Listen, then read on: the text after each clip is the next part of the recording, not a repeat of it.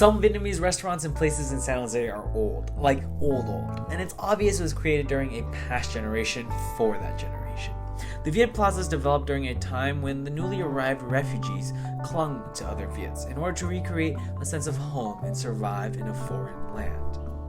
The children of that generation now call America their home, and so there's a lot less need for them to stick to Vietnamese places. They've assimilated into American culture. But what does this mean for the stores and restaurants that their parents ran, bought from, and ate at? If they aren't marketing to a younger generation, what does this mean for the future of Vietnamese plazas? A pop-up restaurant might have the solution. Recently, I got to try that Vietnamese pop-up restaurant in the east side. They're called Hết Sảy, and they specialize in cuisine from the Mekong Delta. One of the things I love the most about this restaurant is the personality you could feel in the food and the modern twists they brought to classic Vietnamese dishes. But I'll get more into that later. For right now, let's dig in. First off, we have lamb curry. Lambs did not originate in Vietnam. It wasn't until French colonization did lambs start being imported into South Vietnam by way of India and Pakistan. This is also one of the reasons Vietnamese people have curry. French people came with Indian workers because they controlled a port in India called Pondicherry. These workers brought their spices with them and would learn that Vietnam's climate was also ideal for growing spices. And another way curry got to South Vietnam is through Cambodia, the Chams, and Phu Nam, all Indianized civilizations that had lived in South Vietnam for centuries. Next came another Vietnam classic, bánh mì ốc la pate vịt. Both their sausage and pate are house-made, and you could just taste the quality in it. Vietnamese pate is typically made with the liver of the animal, and this one was made with duck liver. Typically, you eat it open-faced, like this. New things Hết Sảy brought to this dish were the pickles and fish eggs. I was surprised when I ate this dish because I had been so accustomed to the taste of bò nè, but I soon came to realize that Hết Sảy really wanted to add their own personality to the dish. It wasn't like any bò nè I had before, but still, the mix of protein, eggs, and pate all served on a piping hot skillet reminded me of the classic Vietnamese dish.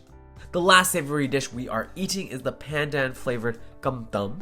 You know from my other video, cam tam is the signature and best South Vietnamese dish. Pandan is a leaf native to Southeast Asia and it has grown extensively throughout Vietnam to Thailand to Malaysia to Indonesia. The pandan adds a sweet aromatic flavor to the pork chop. And here's a fail egg drip. Drink time! Here is the classic café sữa, Vietnamese drip coffee. Vietnamese coffee is of the Robusta variety, meaning it's stronger and bolder in taste than Arabica.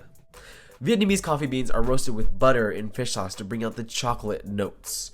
Sweet condensed milk balances out the bold taste, and given Vietnam's hot climate, condensed canned milk was the better option. This is Nooksack, a mix with lemongrass and calamansi. Calamansi, the hybrid between kumquat and a mandarin orange. This is a very tangy and refreshing drink. Calamansi is native to the Philippines and has been exported throughout the world. Then this is Nước Chanh Muối, another great tangy drink that refreshes like no other.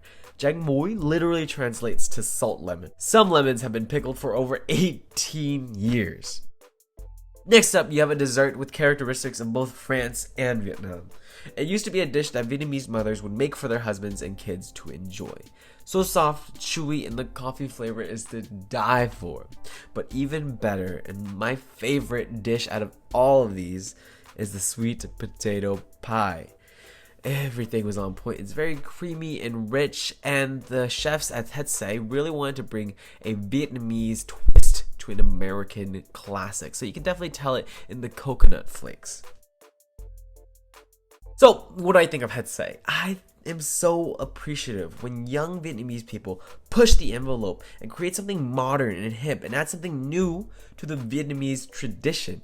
It helps carry on the legacy of Vietnamtown as our parents' generation are withering away. So then, as our parents' generation is withering away, who will keep Vietnamtown alive? It's going to be these kinds of places that young Vietnamese people are pushing for, that bring something new but still respects the roots and traditions of Vietnamese culture. So I just want to say thank you, Hết Sảy. You are an awesome pop-up Vietnamese restaurant, and I hope to see you guys a lot more soon. Currently, they're looking for a new place to open up. So for right now, the pop-up restaurant is not going on, but they will be back.